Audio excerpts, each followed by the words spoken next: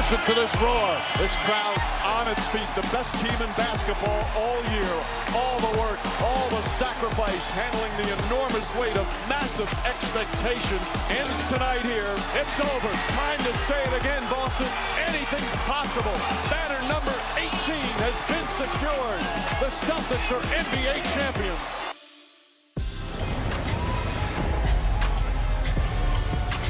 Wire to wire. Not only in Game 5, but for the entire season, the Celtics were the best from start to finish and never trailed tonight in the clincher as they beat Dallas, dispatching the Mavericks with a 106-88 win in Game 5. It's a gentleman's sweep, though there was nothing gentlemanly about their ruthless approach to taking down the Mavericks here on their home floor, and the celebration is on deep inside TD Garden. It's game time live at the finals presented by YouTube TV. Good to have you with us here in the raucous environment of TD Garden in the aftermath of the championship. Matt Weiner, Brendan Haywood, Jamal Crawford, Udonis Haslem right there. Celtics led 9-2 and never left any doubt about who was going to win this game or take home this trophy. They just came out with the right mindset. It was evident from the jump. Defensively, they were locked in. They were on the same accord. They were on the same page. I like the way Tatum started this game out. He was driving. He was aggressive. He wasn't settling.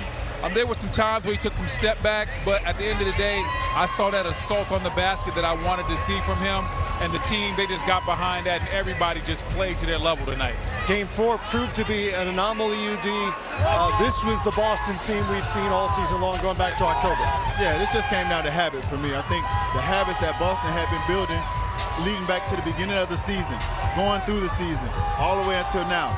Dallas came in Game 4. They did some things, but that wasn't their habits. Got back into character tonight. Boston got back to their habits, and you can see the good habits that they built over the season prevail through the game.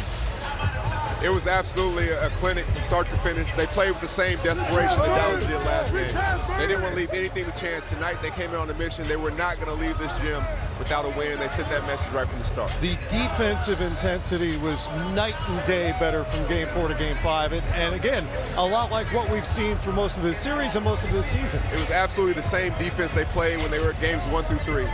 That was the defense that kept Dallas when they didn't bring the others into the game. They can break their will defensively. They did that tonight. They got easy baskets. They play with a force and a decisiveness that was evident right from the start. And I think defense is the reason why you can say this is why Jaylen Brown got the MVP. When you look at the way he guarded Luka, and you take away a quote that he said during the game, he's going to have to get it from out of bounds because in the half court, I'm not letting him get the ball. So now you ask why P.J. Washington is bringing up the ball. It's because Jaylen Brown is pressuring Luka 94 feet, making him turn it over, wearing on him over the course of a 48-minute game. That was a decision they made after Game 1 for the most part. They weren't going to have Doncic bring it up the floor, and Jaylen Brown had a lot to do with that. The two-way effort gets him back-to-back MVP trophies, the Eastern Conference Finals MVP and now the NBA Finals MVP as well, named, of course, for the great late Bill Russell. Championship number 18 for the Celtics, which separates them from the Lakers. LA, you're on notice once again. Yeah, they can stay on notice. Well, first of all, they got to get a coach. They can't do They nothing. got to get a coach before they talk about championship. They got to get one? Oh, you saying that you saying they got one? They got what? You know something we don't know? I don't know. I'll check the podcast tomorrow and find out. Oh, my goodness. I'm getting them all out, Jamal. Hey, you ain't playing. Wow. You see the celebration inside. There was some mystery, some drama about who was going to win the MVP. Jason Tatum with the big scoring night tonight. Did not have a great offensive series, but did so many other things in terms of rebounding. His assist totals led this team as well. But Jaylen Brown's two-way effort carried the day.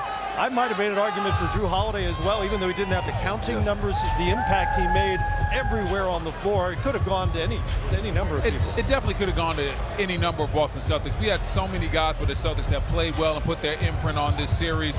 I understand the big story is going to be who should have really got it, Tatum or Brown. At the end of the day, both guys were deserving. I'm not going to pit these two guys against each other. I just love the fact that they both played high-level basketball on both ends. I thought Tatum played great tonight, but early in the series, Brown was the guy that was really inspiring this team. Both guys were deserving. Think about that. We're talking about 3 guys that could have won Finals MVP. Right. Not like 3 guys making the All-Star team. Right. They're loaded, they're depth, but they play with no agenda. They got Porzingis, they got Holiday, they got White. they got more mature. And you could tell the experience of going to the finals playing the Warriors before, it wasn't good for them, but they got those 3 guys, they got mature, and those 3 guys helped them in moments like this. I mean, I've literally had the opportunity to watch Jaylen Brown and Jason Tatum grow up in front of my eyes. Going back and forth with these guys so many times in the Eastern Conference and having conversations with these guys, understanding that it is a rivalry, but as an OG, nobody talks about the sleepless nights. Nobody talks about the nights where you can't sleep because you didn't get it done. Everybody talks about the parade, but the nights that they went through, the pain that they went through, that helped them graduate to get to this point, and that's why they were able to perform at this level on this stage. And the parade is coming here in Boston. Something tells me the duck boats are already secured and ready to go sometime later on this week. You mentioned Kristaps Porzingis. We spent a lot of time pregame talking about whether or not he would play. Based on the warm-ups that we saw before the game, it didn't look to most of us like he was moving particularly well. I was surprised to see him enter the game, and he clearly wasn't 100%, but he was out there, and the crowd goes nuts as soon as he enters the floor. He winds up a plus on the night, though I think everyone was, for Boston. What did you think of what he was able to do? I mean, I'm going to piggyback off what Jamal said. Sometimes just having a guy in your lineup, having his presence alone, energizes the team. You understand that 7'3", shooting from 28, 29 feet from behind the basket, it poses a difference of a threat defensively, and then offensively, and then defensively, he was in front of the basket. Just being 7'3", making things tough. We saw Derrick Jones Jr., who's a high flyer, try to go over top. He could not complete the basket, so he had the Porzingis effect tonight, and they just needed him on the floor. His presence was a present. Yeah. Well, first off, you're playing, it's a party, and then he comes walking out with the Stone Cold Steve Austin. You already know the crowd's going to get into it, that lift. His teammates were happy, they were smiling. Seeing him on the court, it wasn't a numbers thing, it was a lift thing, and you can't always put a number on Big Mo. He gave momentum tonight. Yeah, I didn't think he was going to play, truthfully. But for him to come out there, give this effort, it was all on the line. They obviously didn't want to go back to Dallas. They knew it could stop right here. And Porzingis said it himself. Having a chance to end it in Boston, I wanted to be a part of this. Yeah, and you got to credit Joe Mazzulla as well, because the first couple possessions was a little rough for Porzingis. We were all thinking, okay, he's done for the night. Yeah. They stuck with him, they believed in him, they gave him confidence, and he played through it. So shout out to coach for that. Yeah, it was fascinating because he came into the game, he got switched out onto Josh Green, who hit back-to-back threes against him. Didn't look like he was moving great, and you just thought, well, he can't play. He can't stay out there tonight. You thought that, and then he was out there, he figured out a way, not only giving up 2 threes, to UD's point, he gave up a 3rd three, they just didn't make it. Right. So he was out there, and Coach Mazzulla, when they asked me who was the MVP a few days ago, I said, well, he has the case to be MVP as well.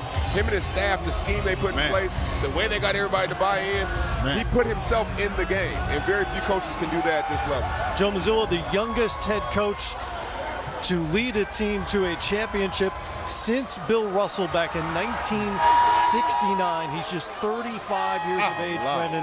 What has impressed you most about the way he's navigated this season for a team that was the favorite to do exactly what they've done here tonight, and navigating the entirety of the season and this postseason run at 16-3? What's impressed me is that he's done it his way. Yes, absolutely. He hasn't tried to be anybody else except for Joe Mazzulla. He understood that his predecessor before him was really loved by the locker room. He didn't try to be him. He just went out there. He was the best Joe Mazzulla he could be. He didn't get distracted by the outside noise. This team was heavily criticized for a team that got a lot of winning done this year. He never let the moment get too high. He never bought into it. Just steady, even keeled, and he had some really good game plans as well. People thought maybe the strategy of taking all these threes is going to come back to bite Boston. Turned out the three-point line was a major weapon for them all year long and a major reason for why they won a championship. He did simple math. He said, our threes are going to beat your twos, and we're going to sell out to that. Some coaches, when things get tough, they deviate from the plan. He said, no, we're going to embrace the plan and do even more of it. So we got to be better shooters. We got to work on it more because this is who we are to win a championship. And Dallas is a team that wants to take more threes than their opponent. I believe, if I'm not mistaken, they didn't do that in any of the 5 games against Boston. The Celtics did what they wanted throughout this series. I mean, again, Game 4 is an anomaly. I mean, the playoffs is about taking a team out of what they want to do more and making them uncomfortable. And when you talk about Dallas being able to get those other guys involved and get those corner threes, credit Boston for having the discipline to stay at home. Even when Luka gets in the paint, he gets a tough 2. Stay at home. It's okay. We would prefer to get the 2 than to give up the 3 to the other guys. And that takes discipline. And if you look at some of the threes they were getting, they were different threes. when you look at Derrick Jones Jr., P.J. Washington, they were getting threes at the top of the key. Top of the break threes. They weren't getting those corner threes that they were getting in the Oklahoma series and in the Minnesota series. I think that was key. We'll give you threes, but we're not going to give you the threes that you shoot at a really high clip. Green, Exum, Washington, they were giving up those threes above the break at the top of the circle. Dallas just could not put a dent in the lead throughout the night, despite bonus three-pointers from Josh Green, who knocked down 4 on the night. It was remarkable that Boston just was able to keep at it, stay the course. I mean, I think, once again, it comes to the habits. What we saw in Game 4, Dallas was not able to maintain that energy. Luka was not able to maintain that effort defensively.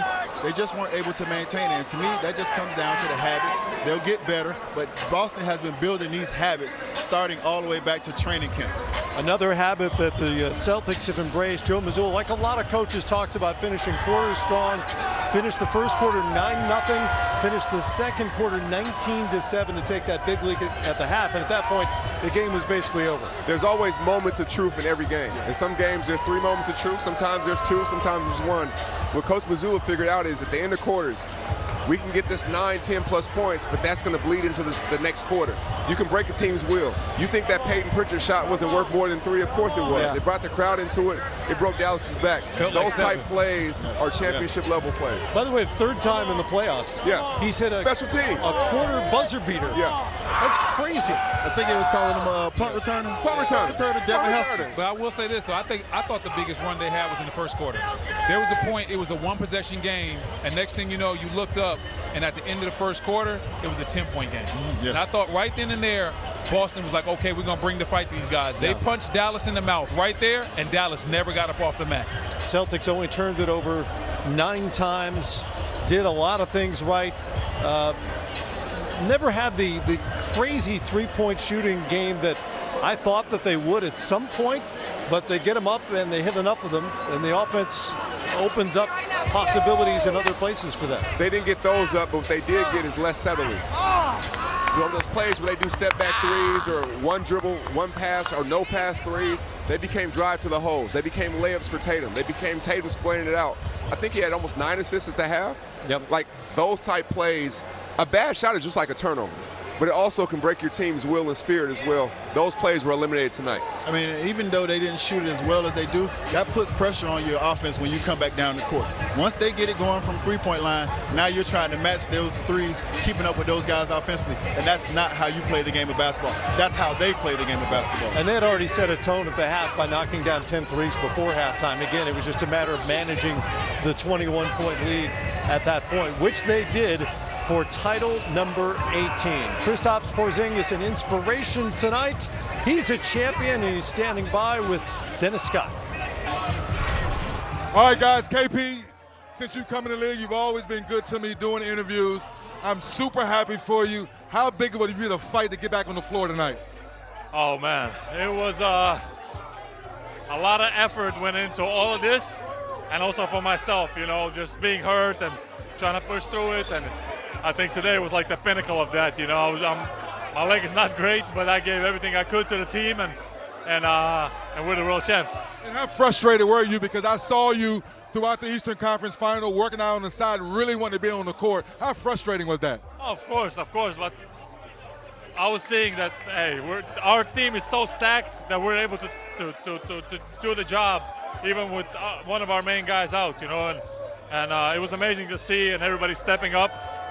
And then finally I got my chance to get out there on the floor in the finals. I just want to say thank you again. Go enjoy it. Thank you, my man. Big moment for Kristaps Porzingis. Big moment for Latvia. He was the first to ever represent Latvia in an NBA Finals, and now the first Latvian native to win an NBA championship. And by the way, Latvia is a tiny country. Latvia and Slovenia, like Luka Doncic's country, are like 5 million people. It's a big deal to bring an NBA title back home. And for Porzingis, who has been an all-star, has been the future for some franchises, bounced around a little bit. He really found a home here as kind of a number 3 scorer, slotted where he should be, and now he's got a ring. It's been a very interesting path for Porzingis. Came into this league, remember they were booing him at first on draft night. Then it was all of a sudden he was the unicorn, original unicorn. He was supposed to take over the NBA. Not the remix, the original. That's right, the original. Then he goes to Dallas. Him and Luka are supposed to be the pillars of the franchise. It doesn't work out.